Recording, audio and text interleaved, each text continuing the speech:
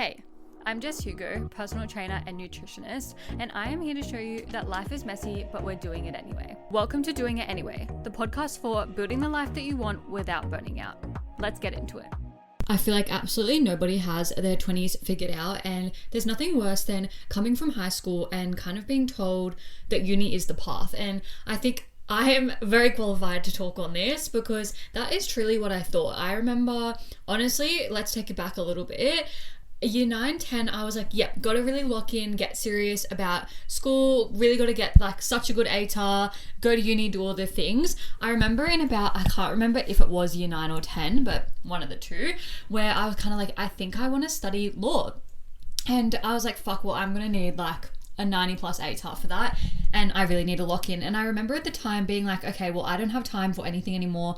I'm not going to be doing netball anymore. I'm not going to be doing dance anymore. Like, I'm actually quitting everything, which a lot of things obviously happened in this kind of time. Like, obviously I moved house in year 8, and then I moved away from like where I did dance. So then it was just like, we were going back for a few years, but it was obviously inconvenient.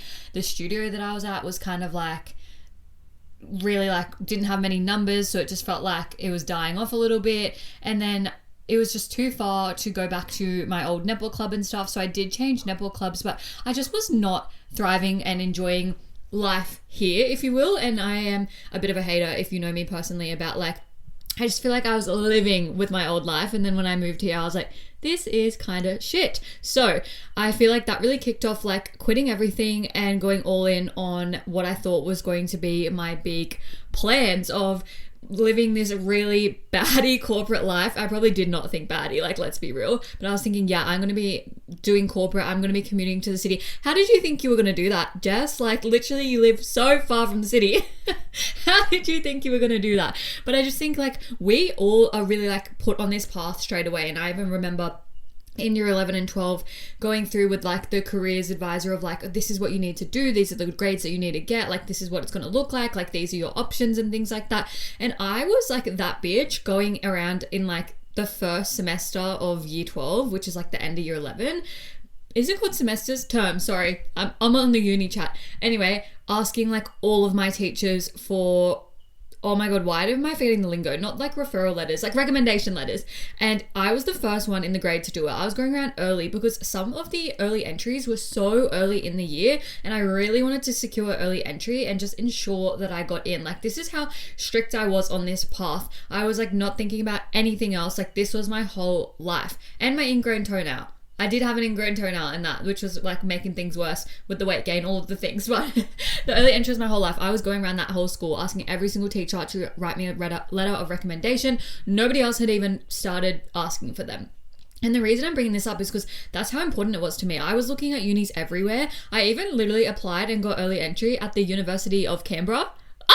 I can't stand living here. How would I live in Canberra? And I seriously got an offer and was like seriously kind of considering like boarding. I was like, is this delusional? Should I board? I don't know. I'm kind of glad I didn't, because I think Canberra would not be for me. No Canberra hate, but I just think, oh God, that is worse than what I have now. Anyway, clearly I'm on this path, right? I'm going around getting all these letters, and even some of the teachers were like, no one's asked me for a letter before. This is so weird. I ended up going in with like 8 letters of recommendation. Like every single subject I had a letter. I'm pretty sure I had like references from work and stuff like lined up as well. At the time, I think I was working at Kmart, maybe just Kmart, maybe had just moved from Macca's to Kmart, those vibes. Was I doing anything else? No, I think that was it. So I was just like ready to go, right? And this was my path. Long story short, I got so many early entry offers, like so many. I was like, what do I do? I ended up going with a scholarship that I'd gotten because it was money and did not move to Canberra, obviously. And then I was like, yep, this is what I want to do. I started meeting girls there, and then COVID happened a few weeks later, and I was like, this is so weird. I'm not even sure if I'm liking it, because in this time as well, I really wanted to do law and psych. And then I got into, I think it was law and sociology, maybe. I can't remember, because the place that offered the scholarship didn't actually have psych. And then I was like, fuck, I need to like move unis to do psych. This is how stuck I was on the path, guys. Like I'm trying to set the scene of like, I was willing to go above and beyond, get all these recommendations, move unis, like do this and that just to like study this career, which like, did I even know much about? Not really. Like at the end of the day, I really didn't. And I feel like it's because we really got set up to this point of like, yep, uni is like the next move, the next option. Like that's where you're going to go. You're going to go do that for 5-6 years. And then you're going to be like working in the real world and living life and whatever. And like, obviously COVID affected that. So many things have affected that. Like since like, I just feel like since like COVID, why has just so much bad stuff happened? And I feel like that has just been the pivotal of my early 20s. And I'm like, what the fuck? Like when you think back on it, and I always say this, my timelines are so blurry because it's like, I actually can't even fathom what the fuck has just been happening. It's actually insane. But essentially, yeah, I ended up doing that for a bit. I did the law, then I changed unis, and then I had to wait because you can't change mid-semester, which is just stupid as well. Like, why can't I just start in semester, whatever? And then I did that even more during COVID, and I was like, nah, like this is just not the vibe. And I didn't know what I wanted to do, right? Because then how do you then decide? Because something that they never talked about at school is like what you actually have as almost like a backup plan. Like what if you go into uni and you don't like it? And something that I've just seen through socials of like people that I obviously went to school with is no one is doing the same degree they started with. Some people might have finished it, might not. Like I don't know all the T's and C's, but no one has stuck to what they originally set out to do. And I think that really needs to be normalized. Career changes, changing paths. What are your actual choices? I saw a TikTok yesterday and she was talking about like, I do not know what I'm passionate about. I think she was like mid-20s. She was like, I do not know what I want to do. Nothing sounds appealing to me. It's not that I don't want to work, but I actually just want to love what I do. And I think that is the crossroads that so many of us are at. We find ourselves in this degree, racking up this HECS debt that we can't even see ourselves actually working in. And I think it's because like, what is the reality versus the career? Like I was like, oh my god, I'm going to be like working in the city, I'm going to be working on cases, whatever. Reality is you need to be like spending so much time doing all of that, be across the law that hasn't been updated since the 1900s. You spend all of uni doing such thick readings. My first ever textbook was so thick that I always use it as a reference for like if I have clients training at home, I'm like, do you have like a thick textbook? Because you can use that for your like little lunge, your deficit lunge, because literally like a thickest ever textbook on the planet. There were also hundreds of dollars. I get it because it was so big. But the readings every single week, would be like 100 pages long. And I was like, that was just for one unit. I was doing full-time as well. And I was like, yeah, I don't see myself wanting to do this forever in like that, as well as the fact that I was obviously really struggling with just how do you be active in all of that? How do you, like I was gaining weight, obviously, because I was sitting there trying to do readings all the time. When I wasn't doing them, I was going to work. Like it just was like, it literally did not work. And even talking about this, like I almost feel like I have to be like, I'm not lazy. I will do the readings. But like equally, that is why no one is ever willing to actually just say, hey, I actually don't want to do it anymore, because everyone's scared to be perceived a certain way. So if you just took all of this like, fuck, Jess is lazy, I will take it. Like that is no water off my back, because that is the reason it's not normalized and everyone is so scared to change paths, especially with feeling behind. But you're going to be more behind sticking to something long term between the debt and like the amount of time that you put into it, rather than changing a couple years in and actually really feeling aligned with where you are. I also think as well, now that everything continues to go further, like everyone I know that's working in marketing doesn't have a business or marketing degree. I run a business. I don't have a business degree. Do I think maybe having a background in business would have helped? Sure. But I've like almost learned on the job, and any mistakes I have potentially made, I've learned from them and been able to put them in. And of course I've like paid for mentoring and consulting and things like that as well, which has really, really helped. So just know that even if you want to try something that you have no qualifications in, depending on what it is, you might be able to actually get in the door, whether that's starting with an internship, whether that's starting with a really entry-level job, or even like, say you're studying something at the moment, or you're wanting to do something like sports, exercise science, physio, get in the door at a clinic being a receptionist. They will obviously want to prioritize taking people that are studying, that are interested, that are passionate.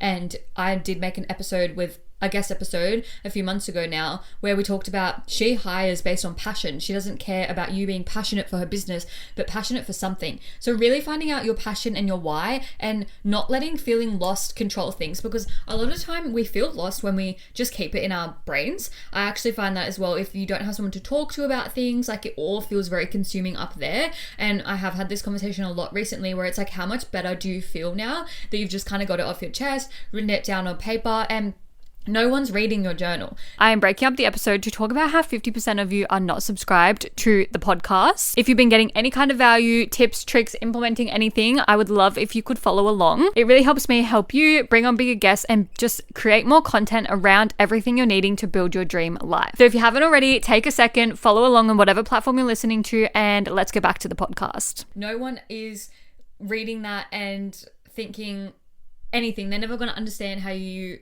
interpreted what you wrote on the paper, you know what I mean? So even sometimes I'll do a bit of a brain dump, and I was trying to read some back recently and they got so messy and so confusing, and I was like, what was I even talking about? And I could barely decipher what I was talking about 6 months ago. So I think also knowing that it doesn't need to make sense right then and there, but it feels good in the moment, right? You don't need to be able to reflect on it and be like, oh yeah, I know exactly what I was talking about on June 3rd. Like, it actually doesn't really matter. But knowing that you can just get it out on paper and get clear-minded about it, because otherwise you are going to feel lost for ages. I just have some notes here as well so that I don't just go on and on and on. Not that that was even in the notes, but that is why I have to refer back now, because I just talk a lot.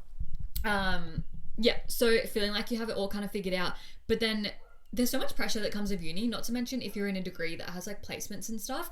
I see a lot of us putting out almost our life on hold, our health on hold, because we're like, well, fuck, I've got this placement to do. And then I feel like, how am I going to earn money? Obviously, because placements aren't paying, and then I'm spending so much time in placements that I feel like I don't have time to even go for a walk. But something that I think is really, really important is two things. One, getting a productivity cube and putting it on your desk and seeing how productive you're actually being.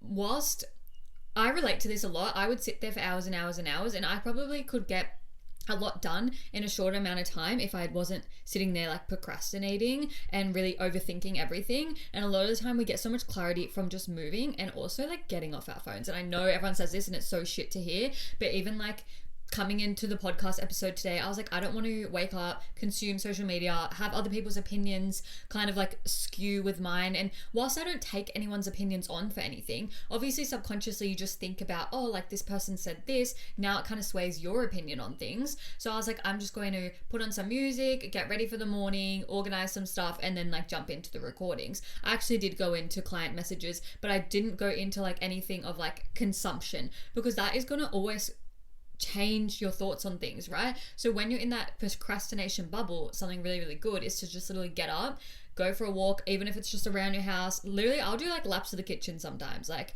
I will sometimes send some snaps to my friends and I'm just like walking up and down the hallway like a psychopath, just to get some movement, some blood flowing, get moving. Or if you're actually just sitting there getting nothing done, break it up. Oh my gosh, I'm gonna go to the gym. I'm going to go do half an hour treadmill walk. It's been raining so much lately. So even if you break up the gym, is it ideal to be driving back and forth? No, it's not. But sometimes you just got to do what you got to do. And depending on where you live and how far and all of the things, like we can make something work. That's the first thing. The second thing is like actually just being self-aware of how much you're putting tasks off because you have time.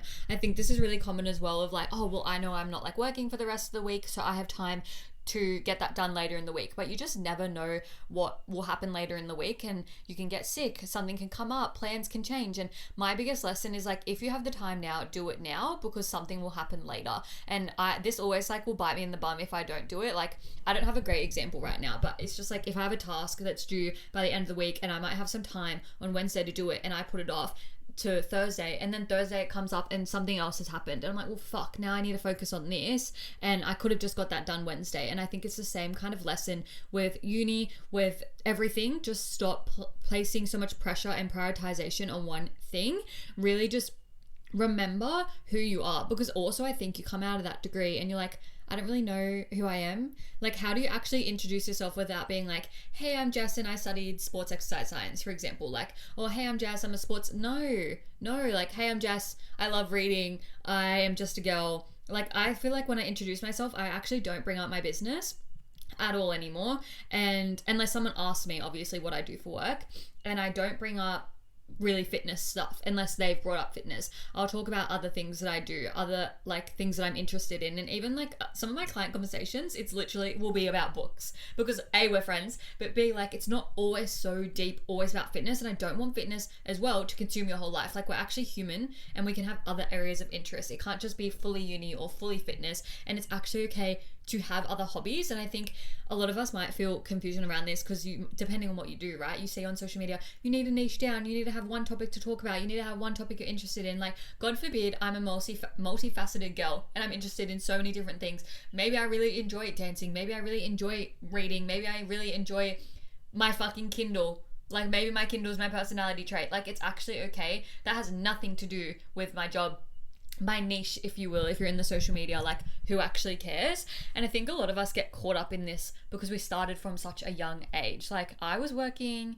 from 9 months, I'm pretty sure, at Macca's. And then obviously Macca's, if you know, you know, it's just such a strong, like they're just pushing you. I used to work literally max shifts were 10 hours. I would work like 10-hour shifts. You only get a half an hour break in that. I think it's changed now because you get those 15-minute breaks every 5 hours or whatever.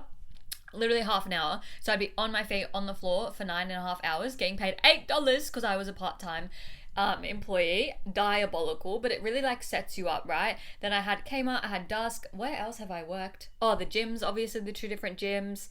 I feel like I'm missing something, but I don't know. But through all that time, right, that's just like job. And you had school, uni, everything in it. It's like, where was my personality in that? Where was the time for me in that? And like, where was it normalized to be okay? So I think something I just want you to get out of this is like, it's okay to change your mind and discover who you are later in life. And I've even seen someone recently talking about how she's fully quitting her career. I actually tried to get her on the pod. We haven't linked up yet, but she's fully quitting and changing her career, and she now wants to do a completely different degree. She wants to just fully start over, and that's okay. That is okay. And like in this time, she's like obviously having to pick up odd jobs and stuff because she still has a mortgage and things, but it's like, why is that not acceptable? Because the safe option is to stay in the job you hate in order to pay off your mortgage or to pay your bills or whatever it may be. But that's not actually going to keep her happy long term. That's actually not going to keep her satisfied, fulfilled, all the things. And I think a lot of the time we say this is really affecting our mental health, but then we keep going back and we don't look for more. So take this as your sign that it's actually okay to change. If you're not happy in something, like that's okay. And sometimes you don't come to the realization until you have a conversation. So having a conversation with someone that you can actually like trust to talk about these things with, that won't give judgments, but will just be like the neutral party to it all. Because nobody really knows what you're doing or what you're going through, right? No one knows that your work contract's ending soon. No one knows that you're unhappy at your job. So you can, you know, in the back end, start looking elsewhere. Look on Seek, see what's out there, see what you're passionate about, what you're interested in. Start like looking at what other people are doing of like, oh, they do X for work. This looks really, really cool. Like, and also differentiating between like what is cool and what is something I want to do. So for me, I think like TBH Skincare and like Rachel Wild, she's a like co-founder, and all the stuff they do is so cool. Like I love their socials, but I would never personally like want to do that, right? So really differentiating between like, can I see myself in this position, or do I just think this job is really, really cool and I'm like interested in that? If that makes sense. Of course, again, like there's T's and C's to all of this. Like, do you need a degree to do it? All of the things, but you never know unless you get your foot in the door. And I think speaking up can always like bring these insecurities of us. Like, I'm scared to go talk to someone else and get a different opportunity. I'm scared to put myself out there again and job interview and feel like dust off my resume and like re-spark this whole thing. But I think like that is actually a really cool place to be, and like, wow, I have the opportunity to go and apply for a different job. I have the opportunity to meet new people, and it is scary, but the only way you're going to get better at interviewing, better at networking, better at putting yourself out there is by doing it. Sitting at home stressing about it is not going to get you anywhere. And I just feel like this shows up, working on your confidence in all the different areas, health and fitness, it shows up in like job hunting. I know it sounds so weird, but I've become the most confident version of myself in business and all of the things through just continuing to show up, learning from my mistakes and putting myself out there. And now I feel like I can walk into a room with girls that I don't even know and just start a conversation, and that's it. And I'm not talking about like clients coming to me. I mean, like I could talk to a group of people, business, whatever it may be, and just have a conversation, because that confidence is just there now from building and trusting in myself. So I think the biggest takeaway from all of this is like, you know what you need to do. You already have it lingering in the back of your head. You already have thought about it multiple times. Now is the time to take action on what you need to do and really just trust yourself in what you think you need. If you think you need a career change, trust yourself in that. If you do your little journaling list and realize that the thing that's kind of holding you back is you're scared of the unknown, like, no, that's fine and that's normal and that's okay. But how long are you going to stay stuck because you're scared and uncomfortable? Because I can guarantee there's things you've done before that you're scared and uncomfortable about, but you did them and you didn't die. And I always try to say, like, well, what's the worst that can happen? Like, did I die? No. So, like, am I actually going to be okay? But we're obviously human, so we're wired to think the worst. We're wired to think that we are going to die. Like, as our nervous system is telling us that we're going to die and this is the worst thing ever. But something I've been really getting into in the moment, I used to suck at this as well. So just know that this takes time. Everything takes time. But I used to think, oh, why was I so panicked in the moment? Like, why didn't I take action? Like, I was almost like stuck in the mud and like couldn't actually like just regulate. And now, like, as soon as something feels like off, weird, uncomfy, whatever, I'm like instantly like hand doing breath. Like, I know it sounds woo woo. Maybe I'm not really doing it in front of people. I kind of just do it on my own. But like, it sounds woo woo, but now I actually can remember and instantly know what to do. So that's not something that you just get like born with. And none of this, you're not born with confidence. It's something that you just keep doing the actions over and over, and then you remember, and then that's how you respond. And it's like going from reactive to like responsive in a neutral, chill, like calm place. And this took me years, guys. So if you're listening to this thinking that is not me, I panic, I get stuck in the mud, like I'm paralyzed with fear. Trust me, I was the same. It took me so long to get here. But I think the biggest key takeaway from this is like, nobody has their 20s figured out. If this doesn't go to show that everyone is always changing jobs, maybe not feeling satisfied, and I just don't want it to go, yes, I'm talking on this topic, but I don't want it to go to the whole other degree of like, don't overanalyze everything and nitpick things. I'm not happy because of X. Like, if 99 things are going right, like, just stay happy with what you're happy with, because like things always change. But even like the biggest takeaway from this for me is like really figuring out what you want, what's important to you, where you're over analyzing or maybe even under analyzing, and what like actually fills your cup. Can you see yourself actually doing this for the next 30, 40, 50 years? Like, are you actually happy doing what you're doing? Where are you not feeling fulfilled? But then if you're not comparing it to social media, because I think as well, I see this a lot with relationships, friendships. People see these social media friendships and relationships and think, my friendships aren't like that. My partner's not like that. Like, there's something wrong with me. But reality is like, that's just performative for social media. So really differentiating between the two, but taking away like, nobody has their 20s figured out. That is all from me, and I will catch you all in the next one. Mwah. And that is a wrap on another episode of Doing It Anyway. If you enjoyed today's episode, I would love for you to rate it 5 stars, share it with your friends, share it on your stories. And if you have any feedback, I would love to hear it. Please shoot me a DM on Instagram. All my links are below. See you in the next episode.